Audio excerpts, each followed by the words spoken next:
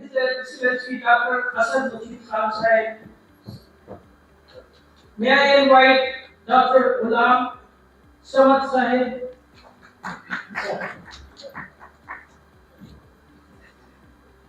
May I invite Dr. Plenary Sahib here to be online with us. May I invite Mr. Muhammad Ahmad Sahib. May I invite Mr. Syed Khan Sahib. May I invite Dr. Waqas Anwar Sahib. So unfortunately, Dr. Waqas is not somewhere he cannot join us. May I invite President ECO Science Foundation Pakistan, Professor Syed Ürümqi Sahib. Okay, so he would like to do the concluding remarks later on. So let's begin our session on enhancing regional trade and community in the region. So our distinguished panelist, Senator Mushahid and Syed, a little story behind that.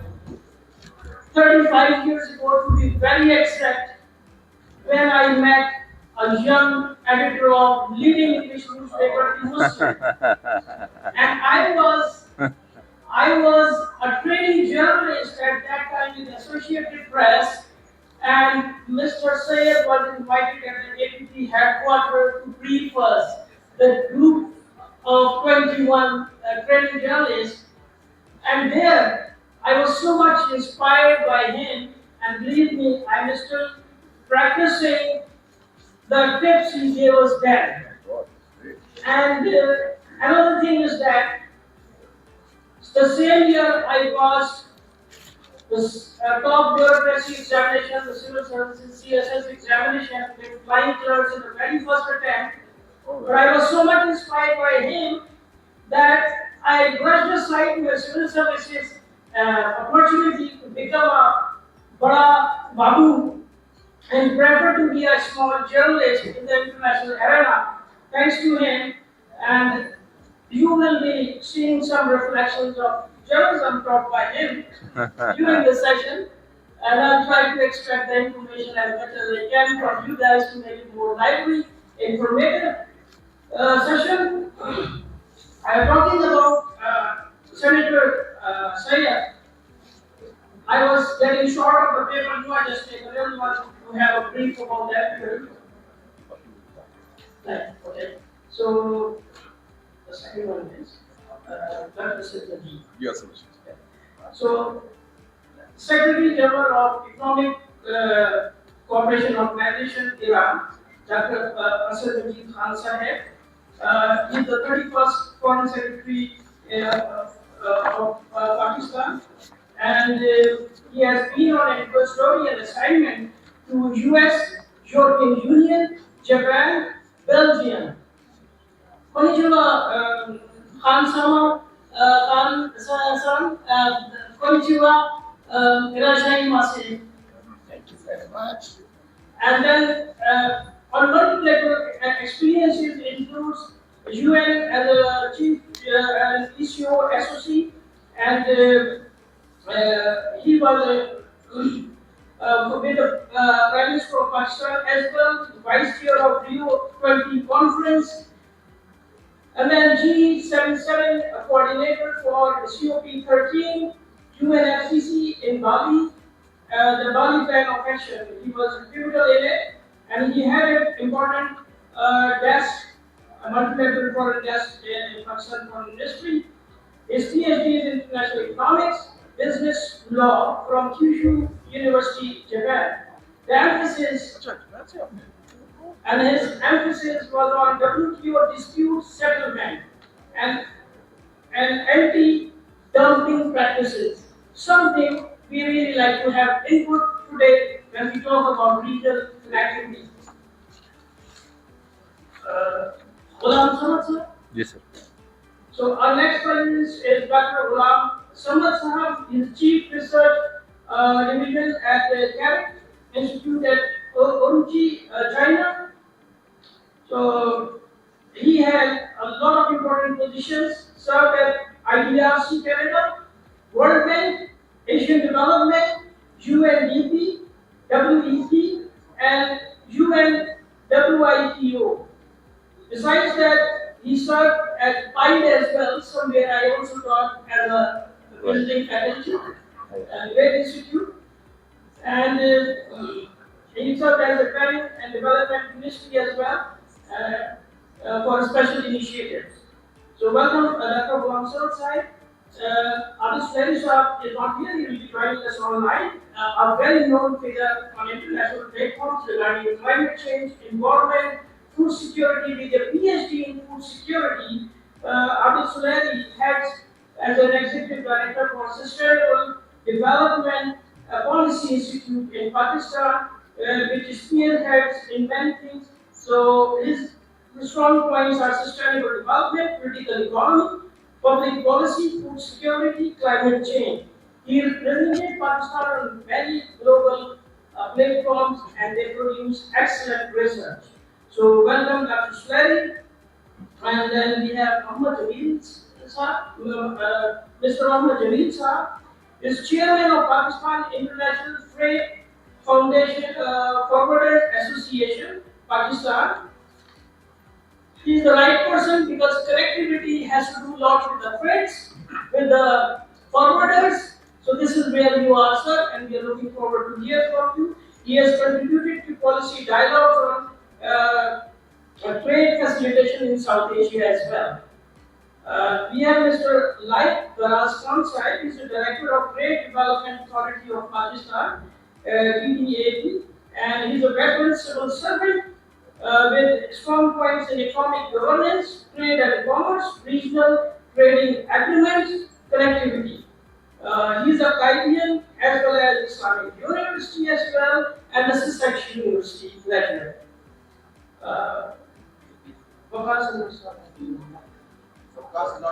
Okay. So these are our distinguished panelists. So before I invite Senator Syed for his keynote address, a couple of things I would like. I would be very blunt in this way. You can expect from a career journalist and an academic as well. So since we have both politics and academics, beautiful mix over here. So I'll be very straight. We talk about trade trust deficit in the region. Without trust, removing the trust deficit, we're not going to anywhere. And then dilemma of going from development stage into the operational stage. Most of the projects I can name out, they were good at the development stage, but as far as operational state is concerned, we are facing challenges in the region. Then internal security issues and its overlapping on the foreign policy issues. And the role of China, where we see that if China is rekindling, is that the US turning on the steam? So this is the question, and Senator Syed is the chairman of Pakistan-China Institute as well, and he's represented on many platforms. So that would be an interesting thing. Another thing is that what we desire or we wish is different from what can be done. So implementation is a challenge and dilemma as well between the policy frameworks and the implementation. The other important thing is that since we live in the digital age in the post-truth era, why post-truth era? In the presence of misinformation, disinformation, and malinformation, and the advent of the new media or the social media platform onward 2007, where even presidential elections in many countries are known as social media elections. So the information or awareness which is present, we think that we believe that we know. So what we know, that is really we know the right thing. So it's a confused mix of bemused people who think that you don't know. So I invite Senator Hussain and Syed Sahib for his keynote address. Sir, welcome. Over to you. Thank you, Haji Saab, and I think 35 years later, you have not regretted your decision. No, So sir. it was a lot of fun, a lot of excitement, and zest for inquiry and learning and knowledge is always there. So it's good to see you again, and a warm welcome to all the distinguished panelists. It's a pleasure to be here, and I would like to appreciate the ECO Science Foundation, Dr. Devi, and also the CAREC Institute for taking this initiative. And I would also like to warmly welcome the guests who have come from outside Pakistan, from China, I believe, Iran, Turkey, and Thailand. Yes. Stories. Yes. So it's a very, and we are gathered here at a time of profound transformation and also a lot of turbulence. And you talked of the tariffs, and I just want to say, while coming here, I was seeing this cartoon of President Trump and President Xi Jinping. And President Trump is telling President Xi Jinping, look here, I have all the cards. And President Xi Jinping says, but these cards are made in China. So, you know, that is a reality. And when we are meeting here, ladies and gentlemen, I would like to recall 2-3 anniversaries. One is that this is the April 1955. There was the first ever conference of Asian African countries in Bandung, Indonesia, the Afro-Asian Solidarity Conference, of which Pakistan was one of the founding members, along with China. And 70 years later, that conference, which laid the foundation of the non-aligned movement and also the Global South, we can see the emergence of the Global South as a living reality based on regional, economic, political and cultural connectivity, and reinforced by, I would say, the 3 or 4 T's we talk about: tourism, transport, trade and technology. So I think this is a very important new reality in this world. The second reality I'd like to say is that we are witnessing an inevitable and inexorable and perhaps an irreversible shift in the global balance of economic, political and scientific power from the west to the east. As Allama Iqbal had said 90 years ago, see the sun rising in the east. So we are witnessing, I think, the decline of the west and the dawn of the Asian century. And we are part of that. And in this regard, I'd also like to mention that these issues between the US and China are extremely important. But the reality is that China has today emerged as a major power, perhaps the first serious challenge to Western hegemony in the last 3 centuries. And I was reading 2 interesting articles which came in The Economist first. The cover story was China, the Scientific Superpower. This was the title. And they say that the old science order, dominated by Japan, by USA and Europe, is now coming to an end. And there's a little study by Harvard University, which was authored by Professor Graham Allison. It's 52 pages, you can find on the internet. The Great Tech Rivalry, China versus the United States. And they say China is overtaking the United States in high-tech manufacturing, in artificial intelligence, in 5G, in cloud computing, in STEM, STEM, science, technology, engineering, mathematics, where China is producing 70,000 graduates a year, America is producing 30,000 graduates. So there is this, the whole world order, as we see it, is being altered. And Pakistan, mashallah, has been playing a very important central role in this thing. And I'd like to just narrate 2 incidents in this regard, which underline the role of Pakistan. And it was October 1992, I went as a journalist to Tashkent, Uzbekistan. And Uzbekistan had just won its freedom from Soviet Union after the breakup. And I had the privilege and honor of interviewing President Islam Karimov, the first president of Uzbekistan. Now it's Shokin Rezai, but it was Islam Karimov. And I interviewed him in October 1992. And I said, sir, what is your vision for Uzbekistan and its foreign policy? He said, my vision is that there should be a road leading from Tashkent to Termez via Afghanistan to Karachi. So we can have the outlet is Karachi port for us. At that time, Ghulam did not exist. Ghulam port was not there. So this was the vision. And he says we would like to have this vision shared with other Central Asian republics. Tajikistan, Turkmenistan, Kazakhstan, Kyrgyzstan, apart from Uzbekistan. Because Pakistan, for them, provides the shortest outlet to the sea. And today, we can talk of other ports. So that was one about how central Pakistan was in the vision of the Central Asian republics. But unfortunately, because of the Afghan civil war, the situation geopolitically, that dream could not be realized then. But an opportunity is arisen now. The second one is the book written by a very famous Chinese leader, former Vice Prime Minister, Li Lanqing. Li Lanqing was an aide of Deng Xiaoping. And when they started the reform and opening up policy after the death of Chairman Mao, Deng Xiaoping sent teams of young technocrats, young educated people. He said, learn from others. And they said, there are 3 countries we want to learn from their experience. This is, I'm talking of 1980, 1981, 82.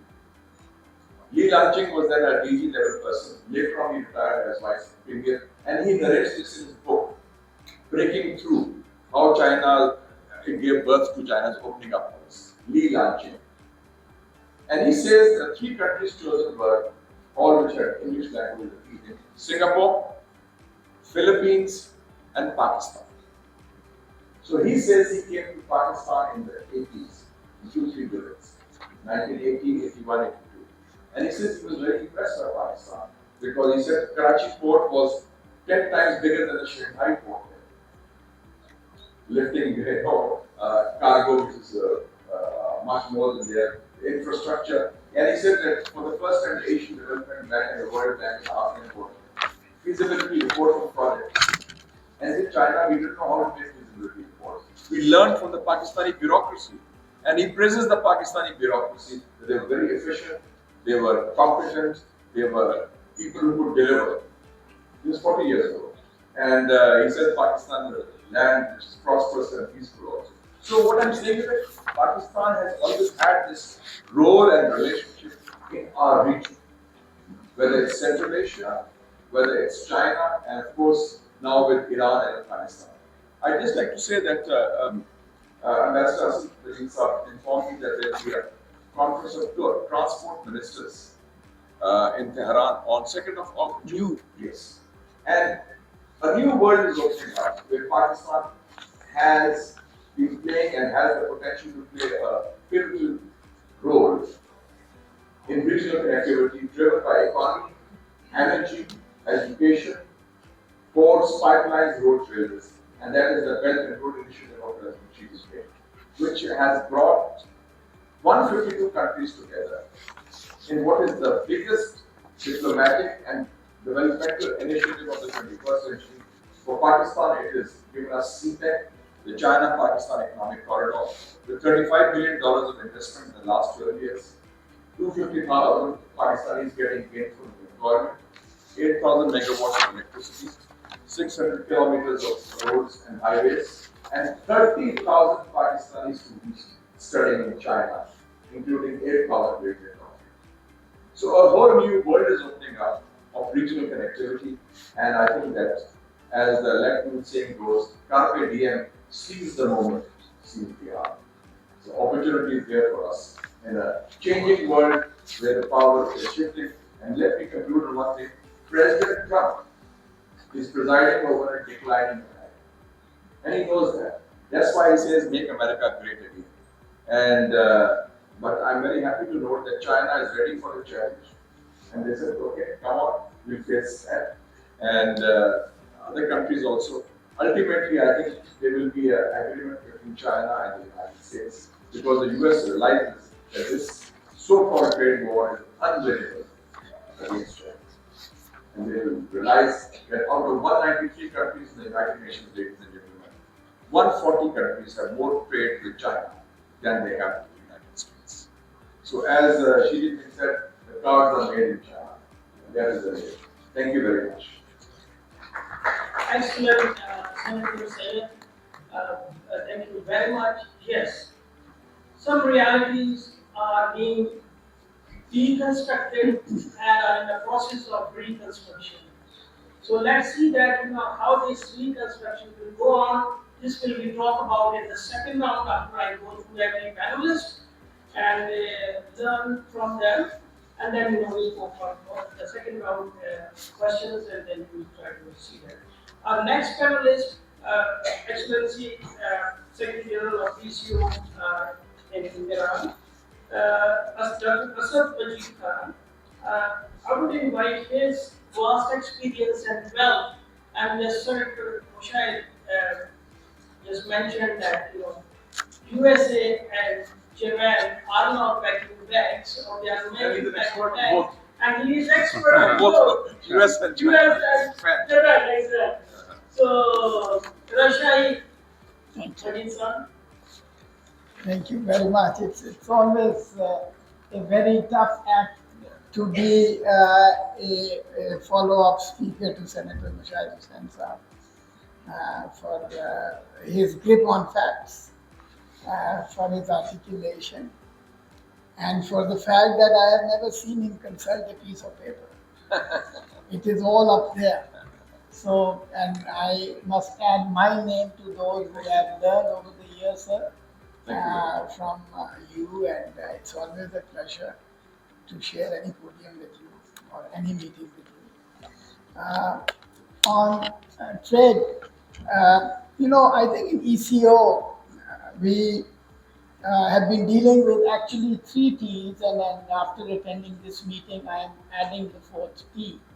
And the 3 T's are trade, transport, tourism, and today Technology. And I think, unfortunately, we don't have a ministerial process on technology, and this is my takeaway after attending these 2 events in Islamabad.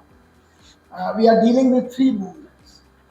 One is the movement of goods, the other is the movement of people, and the third is the movement of capital. And let me say that quite honestly and candidly, that we still have a long way to go when it comes to achieving a seamless movement of these 3 that I have mentioned, and also in terms of achieving the full trade, tourism, and transport potential. And I can tell you also that I'm one of those who actually negotiated the ECO trade agreement as the negotiator for Pakistan almost 25 years ago. And for me, the biggest surprise was when I went back to ECO as Secretary General ECO to see that the agreement has still not been fully operationalized. So that's really, I think, a sad reflection. But then when you look deeper into where we are and the challenges that we have faced over the years, we would see that we have been actually a region where we have different levels of development. And not only that, with the addition of the Central Asian republics, we had the full free market economies.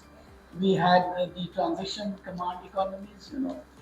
We had countries that were members of WTO and countries that were not members of WTO. Countries whose trade was directed eastwards, while countries whose trade was directed westwards. And all those incompatibilities, I would say. And then, of course, the political and geographic challenges also, and I'll come to that also in the context of connectivity. But clearly, we have the frameworks. We have the trade agreement.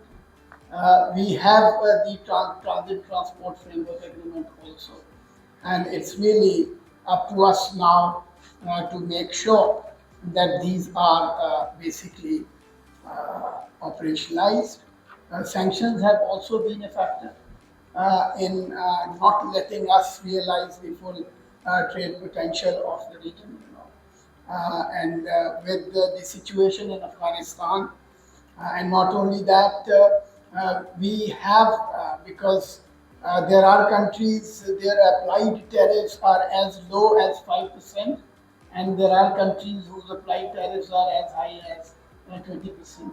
So that mismatch also made the process of negotiations, and not only that, but also the tariff and non-tariff barriers also, and the para-tariff barriers stand in the way of smooth trade flows in the region. Now, where we are today, cumulatively speaking, we have about 1.1 trillion and $19 billion of trade between ECO region and the rest of the world. Rest of the world. And of this, about $100 billion, which is about 8.8% of the total, is the intra-ECO regional trade. Which the rest is with the rest of the world. $100 billion, so 8%. Now, this 8% clearly is less than what ASEAN trades within ASEAN, which is between 30 and 40%, which is certainly much less, much more in the European Union, where it is between 60 and 70%. So, from that perspective, we have, and for Pakistan, our total exports within the region is just about 3.9 to 4.2%, it varies in that vicinity. So that really, and now when we are seeing the so-called weaponization of tariffs, and if we were to look at numbers, really, they are not really of much consequence to most of the ECO region, because of the $44 billion of trade that ECO countries have with the United States. The two largest trading partners are actually Turkey and Pakistan. And Turkey just has about $2 billion of trade deficit. Their exports are $2 billion more than what the United States, and the total turnover is about $30+ billion. The rest are actually just about less than $500 million, and ours is the biggest deficit. But I think this weaponization has created, and whenever international trading system actually comes under stress, it certainly leads to greater focus on regionalization, and then that's what the opportunity is, I think, and that's where I see an ECO moment.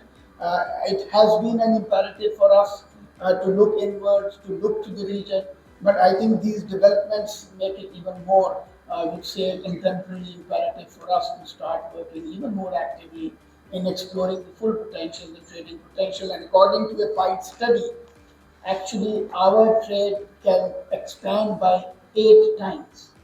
So if it is 100 billion today, it can be $800 billion if we really work on that. Now, coming to connectivity, really, I think the topography and the terrain has been decided. We have one of some of the most treacherous terrain in the world, and that makes the investment to return equation very lopsided, and it doesn't really interest the private sector. Securing international financing has also been a challenge. Then basically differences in the systems as well has been a challenge, because the gauges that the scintillation use are different from the gauges that we use. The systems are different. So that also, I think, has contributed to the lack of geographic trade and transport connectivity between our countries. And now, having listed to you the challenges, let me also say that in terms, I would say, 4 T's: the tourism, trade, transport, and technology. So with that, I yield back, and then if there are any questions, I'll be very happy to answer.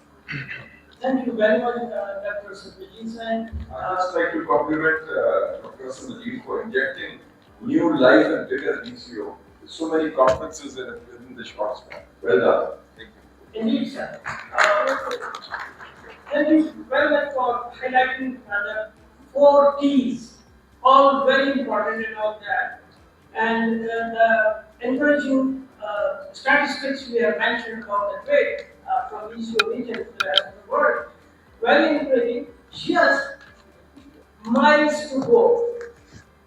We'll talk about these miles to go in our second round, a quick short-term round. So let me take you to our economist, Dr. Syed here, and hear from him what his expertise says about regional connectivity and trade. Sir, over to you. Thank you so much, Hashmi Saab. Let me start off with where we are based. The CAREC Institute is based in Ürümqi, Xinjiang. And let me connect some of the dots what's already been said by Senator Saab. If you look into the recent development in Ürümqi, sir, they established 3 free economic zones. One in the north, like Kashgar, and we visited like Ürümqi, sir.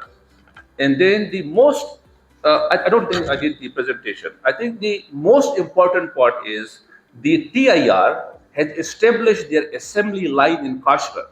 So now the Kashgar, after Ürümqi, I would say, would be the next regional hub.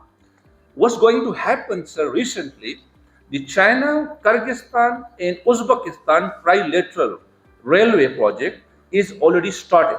The financing has been done, it's been approved, and now they're going to launch the project implementation. I think the one thing that really was kind of important for me when I recently attended in Ürümqi, in the Khurguz side, like which is the north of the Ürümqi, I think they are spending too much time to actualize the projects. So this is something I think we have to learn from China. Now coming back to the next very important development, they are developing the free trade zone in Ürümqi. And again, sir, the projects has been there. The industry's reallocation for the rest of the China has been happening now to the Ürümqi. And the categorization for the industry, like kind of a high tech, is moving to Ürümqi. The agriculture-related industries are moving to Kashgar. Similarly, on the north, where the transit happening via Khurguz and Alashanku, from Alashanku, all the trades, 80% of the road transport generated from Xi'an in China, they goes to Khurguz or to Alashanku. From Alashanku, they go all the way to Russia, and from Khurguz, it goes all the way to Kazakhstan, to Azerbaijan, passing the Caspian Sea, to Georgia and Black Sea in Europe. I think these are some of the recent development that has been happening. And I think we can relate to your earlier question, Ashmi Saab, what you said, that how basically this trade kind of a dimension, reorientation is happening, and how this China is basically kind of developing their own way of strategies to handle that kind of impact from the outside region. So this was one thing. The regional connectivity and the importance of the Ürümqi is phenomenal, is very important. Let me, sir, highlight another development. For the trade facilitation perspective, the China recently but established a block train from Xi'an to Germany, sir, via the Caspian Sea, and it's reduced the time from 60 days to 28 days. Amazing. Xi'an, Ürümqi, Khurguz, then comes to the Kazakhstan, Poti in Georgia, passing the Baku, like Azerbaijan, and then goes to Black Sea and Black Sea to Germany. So this was amazing, like 60 days was initially the time frame. And this is something like we've been saying, they are now challenging the sea routes. If you compare like all this kind of a sea route state with the road transport, has been so amazing. And they reduced it to 28 days. So in terms of a trade facilitation, I see also lots of great development is happening there, right? Another development that is again very important in terms of what again Senator Saab said from the Uzbekistan perspective. Also, sir, recently on a pilot basis from Guangdong, they launched the train, the cargo train from Guangdong again to Ürümqi, from Ürümqi here to Kashgar, from Kashgar to Afghanistan via Uzbekistan, Termiz, and then all the way sir here, right? So this is again one of the pilot basis development, but they are kind of on a practical basis initiating this development. So these are some of the recent development that has been happening in China, and all of this development is basically passing through Ürümqi to the Central Asia. Now, let me highlight some of the, I would say, the structure that has been happening in all the CAREC countries, right? I think that is kind of a challenge the CAREC region has been facing. First, if you look into their export and imports composition, they are still, in terms of, they are not technology driven, they are still resource based driven, right? And this is one of the key challenges all this Central-Asian, including us, Pakistan, has been facing. What we need actually, we need a mechanism, we need a way how we can bring in technology driven exports and plus even imports to enhance our own, I would say, the potential in terms of the trade, rather than relying on some value addition from the outside. So this is one of the kind of a challenges the region has been facing. The second, I would say, challenge the region has been facing, sir, that is the product concentration. Like us, they are also mainly relying on 1 to 3 main exportable commodities, right? And I think this is another key challenge for the CAREC region. If you look into like Georgia, Azerbaijan, and you can just like point out some of their commodities, like 3 or 4 maximum. And this is again, we need to work in a way how we can diversify the product dimension, I would say. Having said that, if you look into the intra-CAREC trade, right, is mentioned, sir, in terms of the intra-ECU kind of a trade, which is again very minimal, sir. The reliance of the CAREC trade is still out-oriented, right? Mainly with Russia, but of course with the rest of the economies, particularly EU, and of course with the USA to some extent. And this is again something like how we can develop a framework where we can bring in this intra-CAREC trade into a picture where reliance maybe like in a fractured world, right? What mentioned by Senator Saab, or a more fragmented world, maybe the reliance on the outsider world will be less, and we should rely more on our intra-CAREC trade. If you look into the Pakistan case, there are like different optimistic magnitude numbers there, but I think realistically, if I look into the Pakistan case, we could easily tap in $10 billion CAREC market except PRC, right, sir? That is like a realistic number. But unfortunately, if you look into the Pakistan case, it's been significantly low, not more than even 2 billions, right? To just compare, like rather than relying on outsider world, right? EU or USA, right? Why not we can focus more, tap in more on the intra-CAREC trade? So that is something we also need to work on that dimension as well. Sir, recently, while visiting like many times in the Central Asian region, one key consideration for the trade promotion, for the trade integration, and for all those connectivity issues, unfortunately, the corresponding banking relationship in the CAREC region is negligible if we compare the CAREC region with the ASEAN region. And I do have a number in the presentation, but it's been since 22 or 23 been significantly decreasing. So just imagine if you don't have a corresponding banking relationship, how come you can promote connectivity, promote trade, and all those things, right? And I think for me it was surprising last time when I was in Almaty, the National Bank of Pakistan that was established like way earlier, not in Kazakhstan, Almaty, but I think the National Bank branches was established across the Central Asian countries. Instead, now they closed the National Bank branches in Central Asian countries. Yes, exactly, sir. So these are exactly. वो बंद कर दें sir जी उनका बस नहीं चाहिए हमें. Volume नहीं है सर, लेकिन अगेन अब बिजनेसमैन कम्युनिटी हमारे साथ ये बैठे हैं, सर आपको बता देंगे the problem is they need it, right? And then you need a way. If you are too close it, it's fine, but you need alternative arrangement, right, to facilitate the traders. So that was something I just wanted to highlight, the corresponding banking relation. I think that is very much important. And sir, lastly, if you look into the border crossing points, right, they unfortunately, what we do, we currently in the CAREC region study 40 border crossing points. And if you look into the border crossing points level of facilitation, again, in our part of the world, it's been significantly high because of many reasons, right? In one of the good case, the Red Bridge, which is the border to Georgia in Azerbaijan, their goods are clear like in hours, right?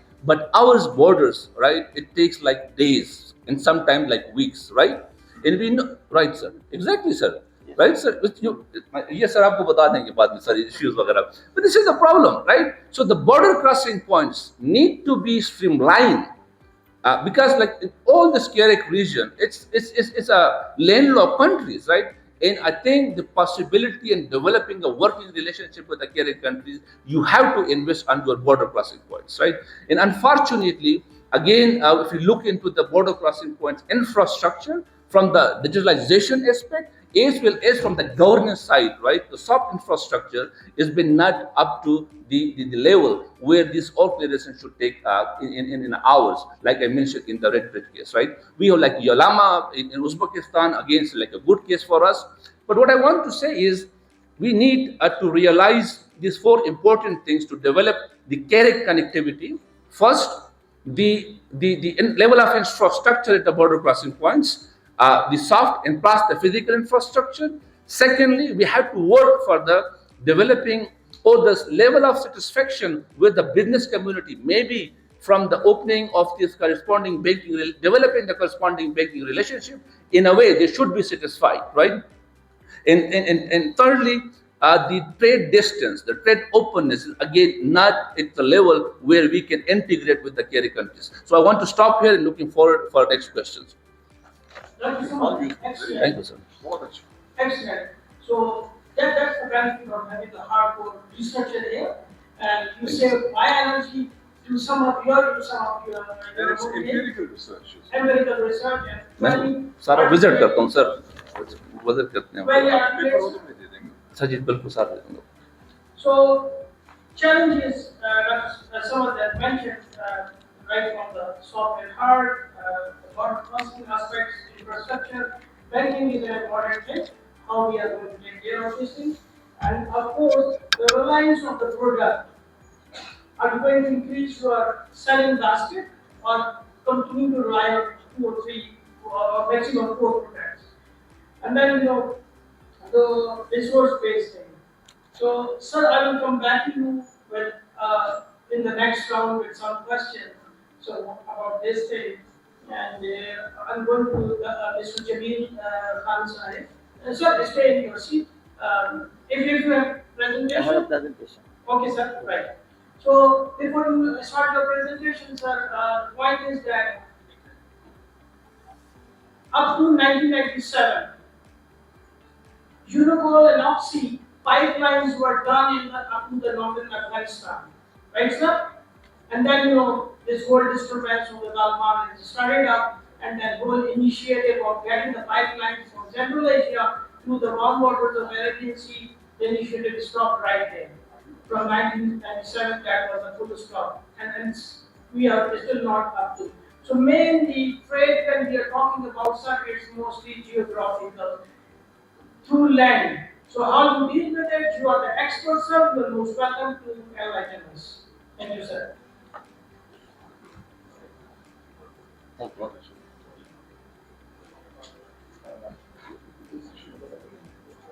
वो उधर आ सकता है.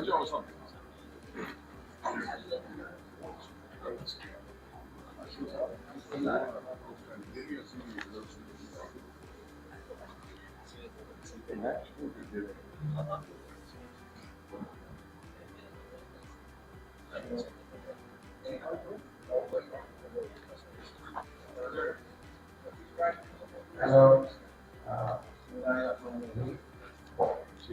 It's okay. First of all, I would like to say special thanks for calling me as a participant over here regarding the sending of regional aid to efficient aid forwarding and share my deeper perspective.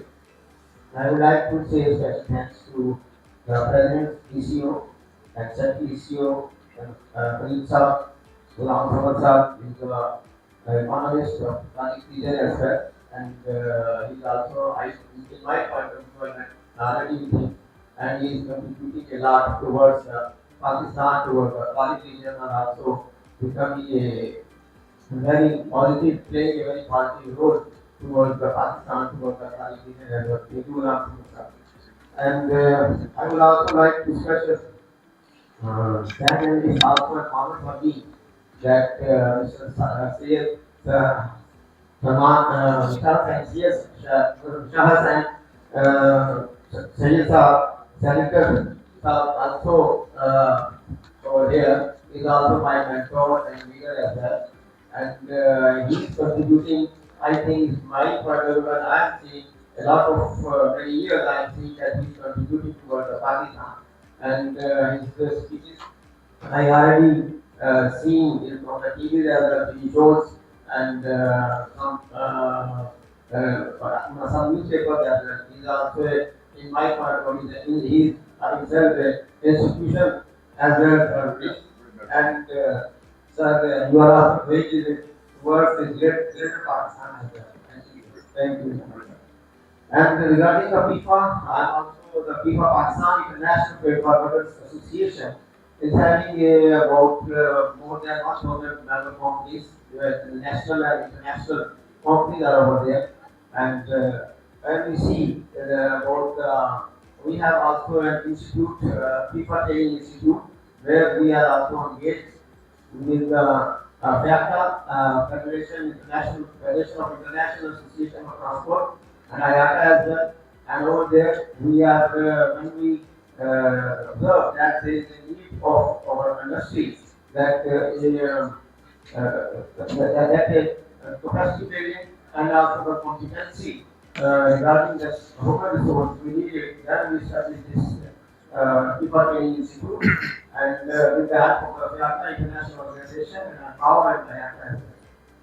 And now we are giving professional training over there to keep the latest technology as well to keep and better the logistics, efficient logistics towards the CAREC and international region.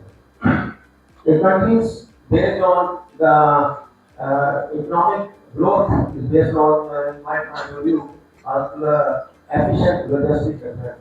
Regarding today's session regarding the CAREC regions, and we have some infrastructure gaps and poor connectivity, which we have inadequate roads, railings, and logistics hubs across CAREC corridors, limited multimodal transport options, bottlenecks and border crossing. Next. And in number two, in my point of view, inefficient customs and border crossing border procedures, non-harmonized customs regulations over there, manual processing causing long delays, lack of transparency, and corruption at some checkpoints.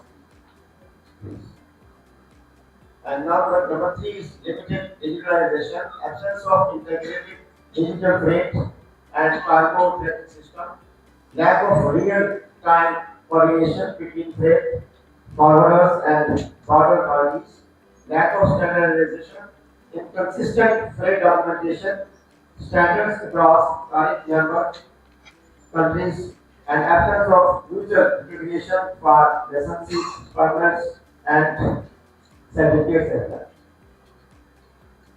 And regarding security concerns, if I would like to say about that, the risk of cargo theft or delays in conflict from our political instability as well. Limited capacity to track or ensure cargo effectively, and number six is limited private sector involvement too. Government dominated logistics systems in some countries freight forwarders often excluded from digital transport policy discussions. And here are some logistic performance index. Is the World Bank LPI, and when you say over here, you can see number one is low and number five is high. When you see that the LP score, custom score, infrastructure, and national shipments, logistic competency as well, and the contact, then you can see over here that these are countries: Turkey, Kazakhstan, Uzbekistan, Tajikistan, Iran, Kyrgyzstan, Afghanistan, Azerbaijan. All are on the average base, not on the in the 5-point scale, 0 to 5-point scale. This is also indicating about the logistic system of all these five regions as well. And now there is a proposed solution about the proposed before prospective action plan is improving customs and infrastructure matters, raising the overall score of market performance, invest in infrastructure development, advocate for coordinated investment in road, rail, and dry ports under CAREC systems. PIR target to be fully implemented, including advanced transit trade as well. Pakistan should become contracted party to IRU to implement of CMR and efficient and effective implementation and utilization of PSW, Pakistan single window, to encourage digital pre-clearance and electronic documentation system. And addressing bottlenecks in land-locked developed countries is beyond the scope of unilateral interventions and require coordinated interventions across borders, such as introducing robust transit regimes. Number of maritime and aerial connections, multiple transshipments, operation by airlines of sanctioned countries to and from Pakistan may minimize lead time. Advocate the harmonization of custom codes and clear procedures to encourage digital pre-clearance and electronic documentation, support the implementation of digital freight tracking system, promote digital platform for cargo bookings, customs, and payments. And then environmentally substantial logistics options can less than the carbon footprints, supply chains, and keep trade moving. Shifting to less carbon intense freight mode, more energy sufficient warehousing, or better capacity utilization, demand for green shipping options, e-documentation process, concerning trucks to be upgraded, Euro 4 trucking units, and UN W29 regulation to be followed for trailer manufacturing as well. Because in that sector, Pakistan is also behind the curve. And capacity building and training, organize training for freight forwarders and on regional compliance, digital systems, and multimodal logistics. FIFA can collaborate with CAREC Institute to build local expertise because we also have a full-fledged training institute over there at Karachi and Lahore, and also we are giving their training through other countries as well. Promote public-private partnership, ensure freight forwarders are represented in CAREC transport policy dialogues, collaborate with regional logistic council and government agencies for inclusive policy making, enhance security and risk management, develop a regional carbon insurance framework, promote use of smart seals and GPS enabling tracking for high efficient shipments, high value shipments. And thank you very much. This regarding the bank position, which already Mr. Lamsamad already told me. Yesterday we are already having meeting with the one of the trade is going to start Pakistani government from Lahore to Russia, and we have a meeting with dialogue with them with the trade authorities, and over there we also discuss this point over there that the banking system, how we have to traders also question and how we have to get the money from there to Pakistan and not Pakistan to invest the payments over there. And this point they are already raised with the State Bank of Pakistan regarding that, and hopefully they said that they will control it and hopefully it will be resolved within 2 or 3 months. Thank you. Thank you very much, Syed. Much appreciate bottlenecks as well as a long wish list. So we'll talk about it that how wish list would be, become a reality. So in this bleak scenario where there's a lot of bottlenecks are there, CAREC initiated our hope. So with that, I go to our next panelist, like Syed, who enlightened us with a career as a veteran diplomat, and veteran civil servant with the trade and commerce group in the civil services of Pakistan, and with a great deal of experience in this regard. So let's hear from him. Like Syed. Thank you, Mr. Hashmi Excellency, Asad Majeed Saab, and Senator Mushahid Hussain Saab, my mentor. I used to regularly listen to Mushahid Hussain Saab on YouTube, and I really applied to that and dignified audience, and welcome you all to the land of hospitality to Pakistan. I'm very thankful to you to spare your precious time and you to be here. I'm from the Trade Development Authority of Pakistan, that is called TDA. TDA is the implementing arm of the Ministry of Commerce that is responsible for the promotion, expansion, and diversification of the trade. And for the last few years, the TDA is effectively promoting and contributing to the expansion of trade.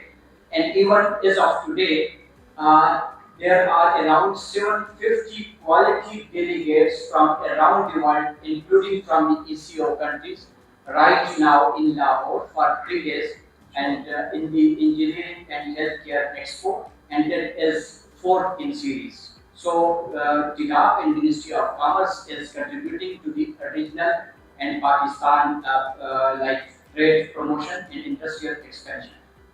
This was just for your information. So now, coming towards the ECO, the regional connectivity, my dear friends and fellows, in today's world there has been a paradigm shift. The world has been changing very rapidly. In the past, it was the political dynamics, it was the social dynamics, but today it's the trade, it's the economy, and it's unlike the past. And today it's the economic and commercial engagement that spearheads the interstate relations. And it's the regional and global standing of the country is mired and determined through its economic muscles, commercial strength, and its fiscal soundness. And it's the geo-economic considerations, rather geopolitical priorities, through economic integration and trade understanding has become more pronounced. Now, as it is said that the contribution of the ECO members is very fractional as compared to the world trade. There are some good reasons for it. The institutional mechanism is already there. We have a preferential trading agreement among the ECO countries that has been signed in 2003, but that is not still operational, effectively operational. And we have a development bank as well, but still it is not functional. And I hope that now we have a very, very excellent an ambassador who is heading that organization, and I'm quite hopeful that he will contribute effectively because he is a long career in the diplomatic arena. So he will definitely do something good. However, there is still room for improvement. And we have some commonalities. All the 10 countries have some commonalities, including Pakistan. How can we make more connectivity? How can this can be increased? Like Azerbaijan, Afghanistan, Pakistan, you name any country. If we have a good basket for export, then the connectivity becomes a second step. First of all, we have to make our basket quite robust for the export, so that we enable ourselves to export something to our neighbor. And for that purpose, we have to make our house in order. And for how can we make our house in order? Like human beings, we have to enhance and upgrade the productive capacities. The productive capacities of the industry as well as of the humans. The formation of the human capital, the capacity building through skill development, their technical and vocational training, their education, to unleash the creative genius of the citizens. Unless you don't create, you don't build the capacity of the citizens, they will become a liability. They can't be an asset. They can't be a skilled labor. So, unless and until they become an asset, they can't be a productive labor force for you. So, there will be a production, but there will be no productivity, and there will be no industrialization. So, this is the first step that every ECO member can do. So, skill development courses, skill development institutions has to be an initiative that is to be taken, and some program can be launched for that. And the Pakistan has launched many programs for that. However, there is still room for that.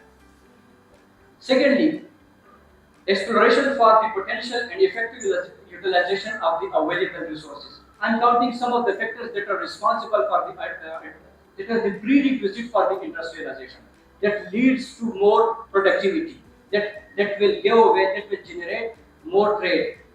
Because if there is more production, there will be more trade, there will be surplus for export. So unless there is sophistication of product and diversification of the market, as our colleague said, we have been concentrated in a very few markets and in a very few products, while the world is being diversified. We have been concentrated in a very few markets in America and Europe, while we have not been towards the less explored. And on the time. But of course, bright gems like you are still there who can fight back log gems. So thank you very much, sir.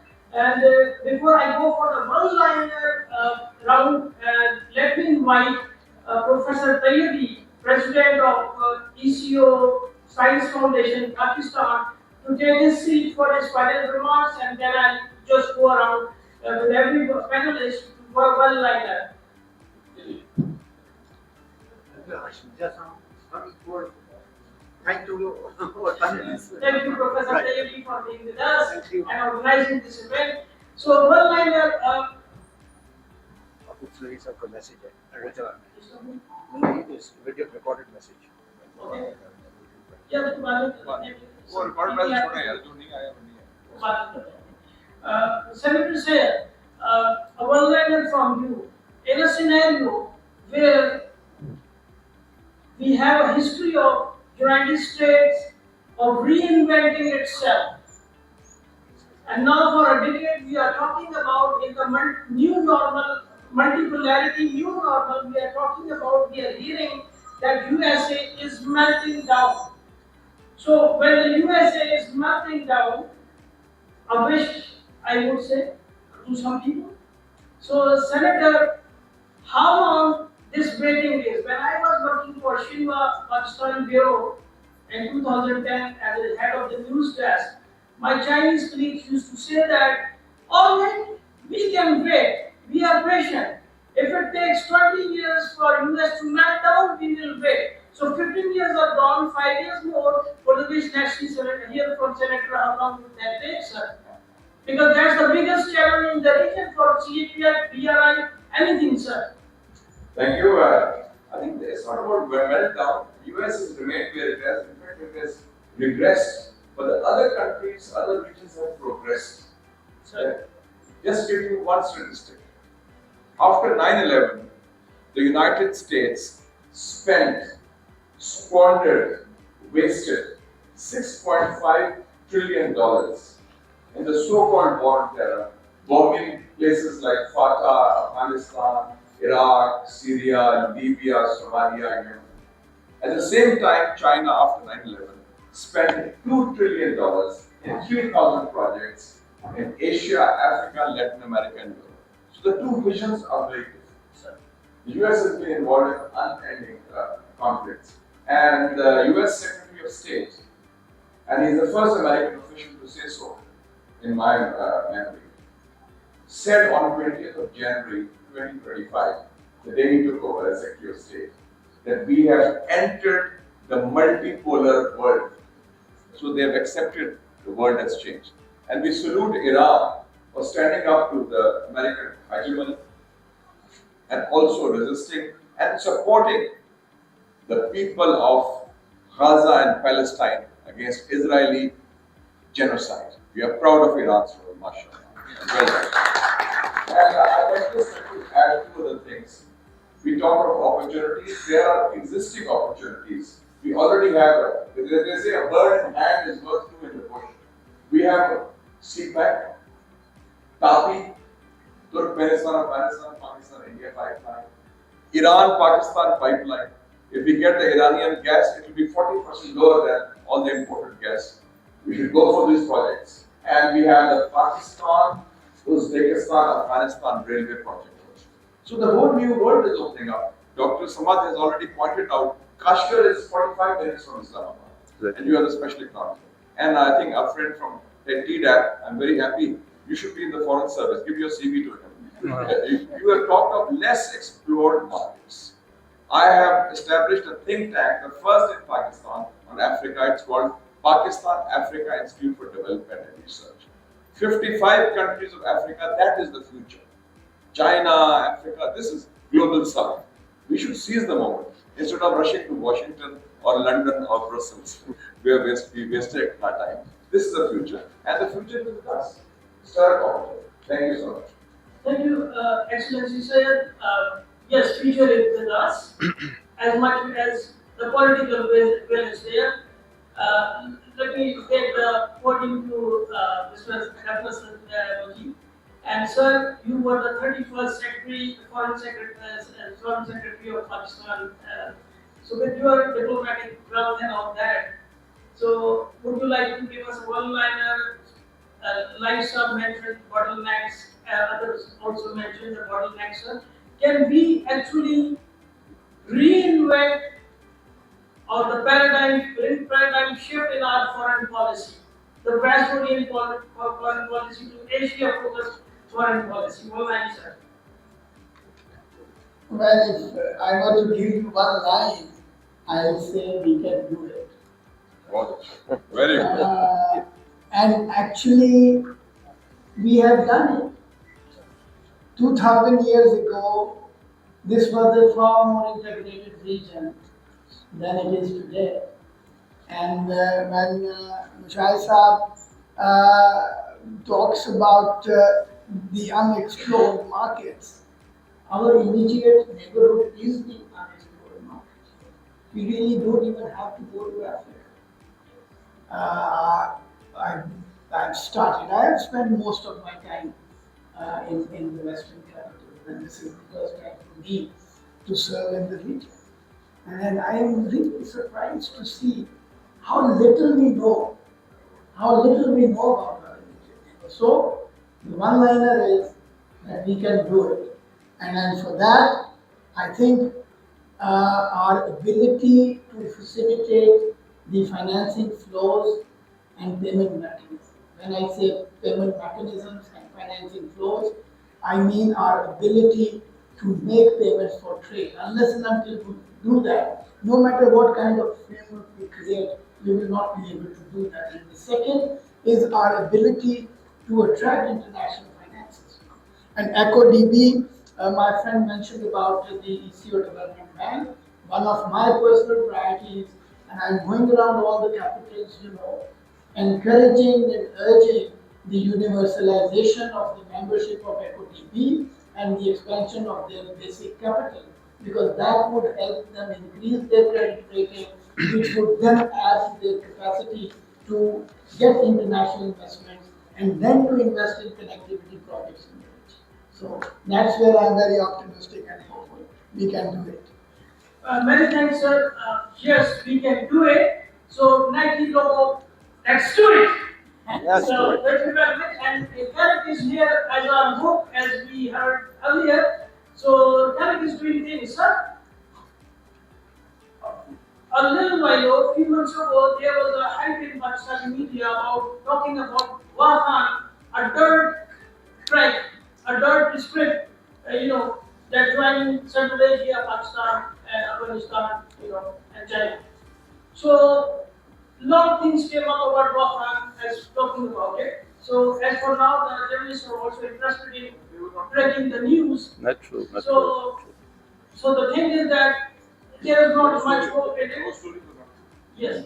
So there is not much in it. So, sir, the CAREC, how it can be helpful, you already said it. So, in one line, would you like to conclude, please? Thank you, Hashmi Sahab. I think the realization in terms of the role of the Kashgar, like Kashgar is connecting to Kyrgyzstan, Kashgar is connecting to the Wahan party Afghanistan, Kashgar is connected to us Pakistan, right?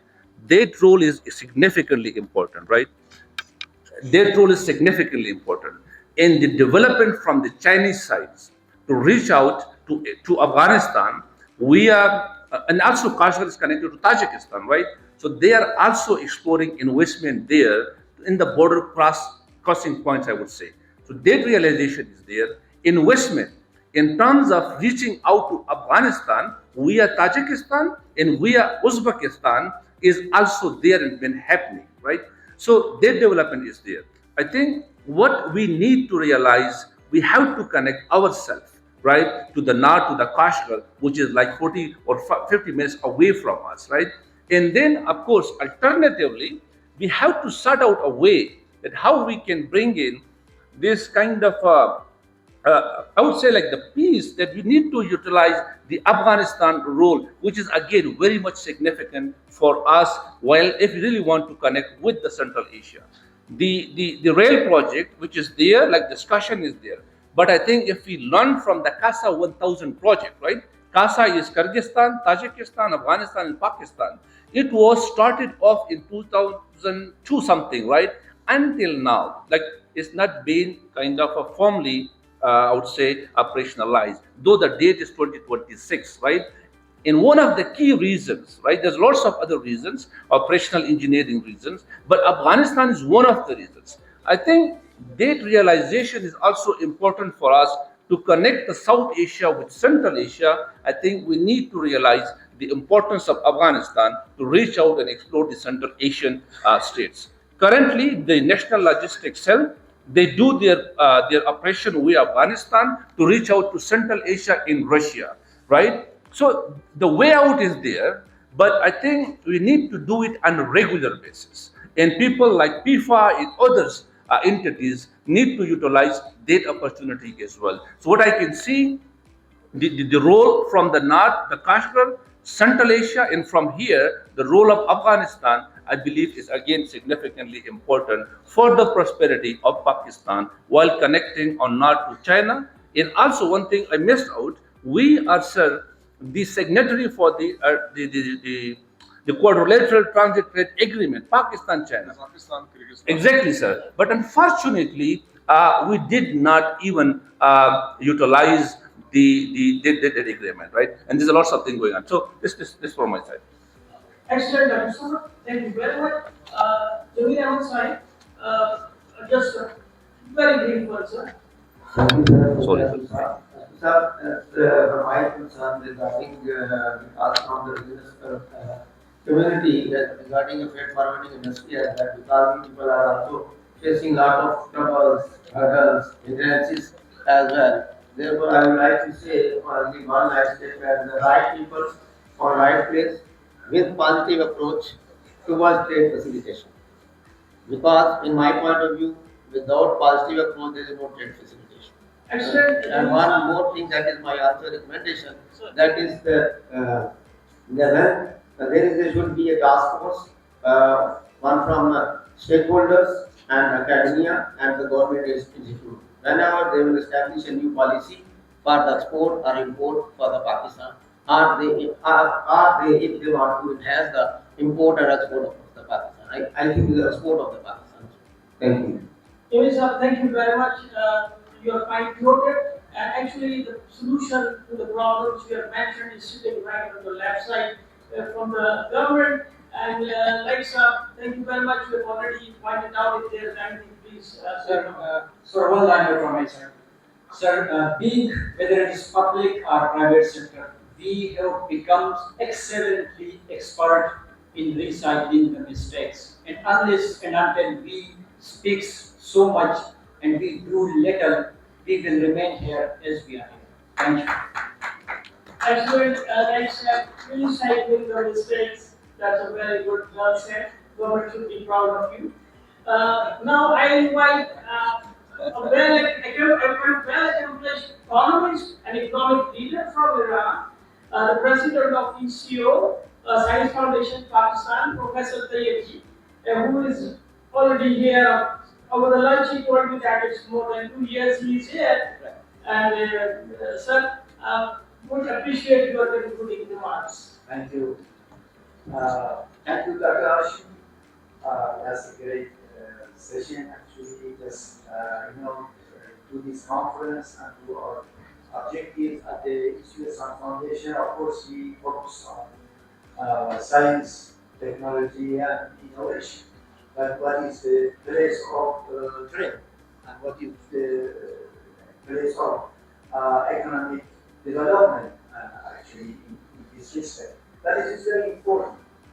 This morning I learned from Dr. Kandra Chen, who is the Vice President for Thailand National Science Museum. She talked about science capital. Science capital. And science, capital is main factor of production.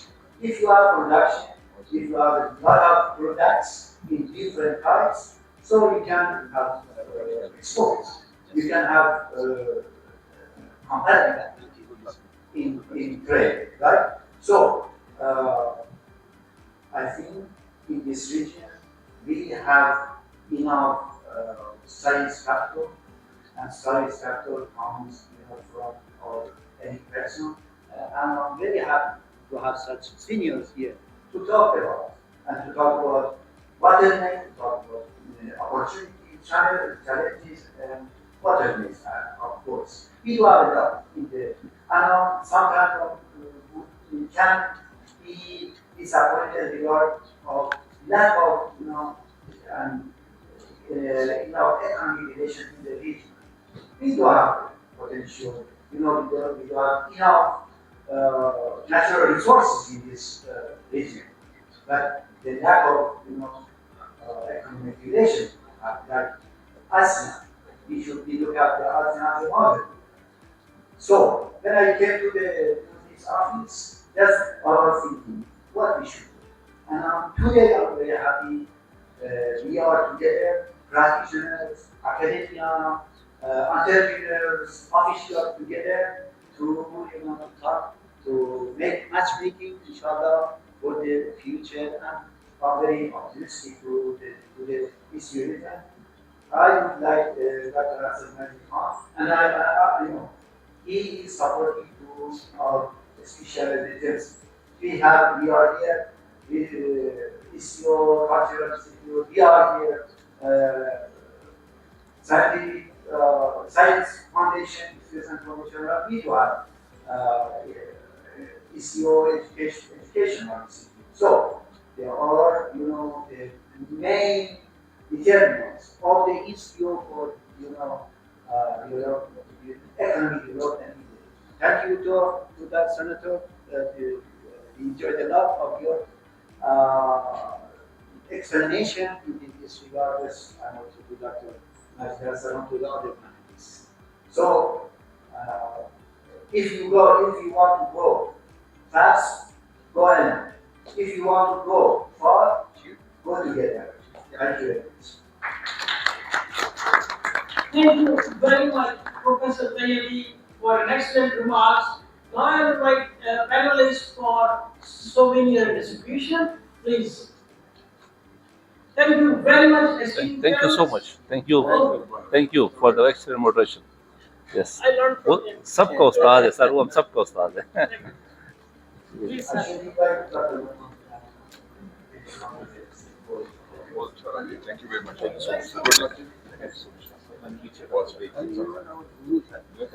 All the time. Let's explore areas.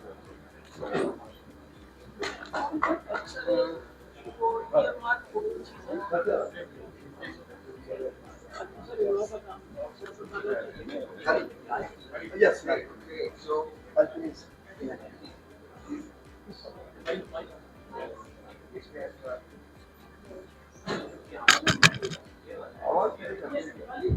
Okay, ठीक है.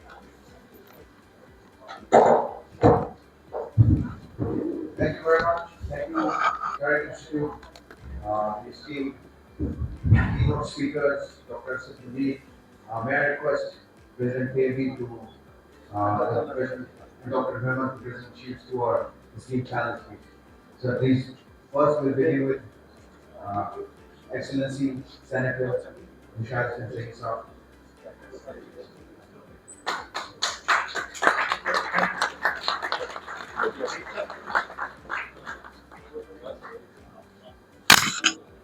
I request Dr. Ghulam to please award the shield to His Excellency Dr. Asad Majeed Khan sir.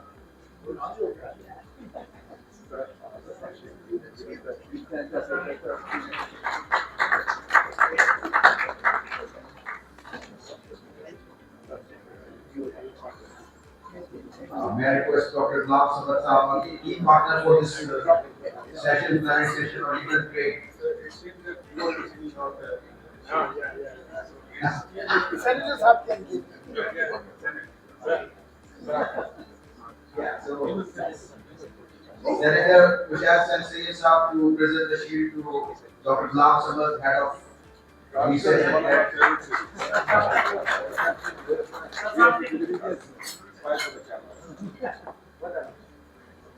Thank you.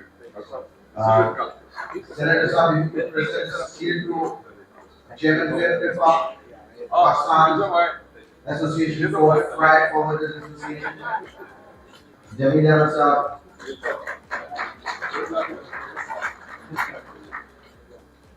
Dr. Light sir, thank you for your contribution sir.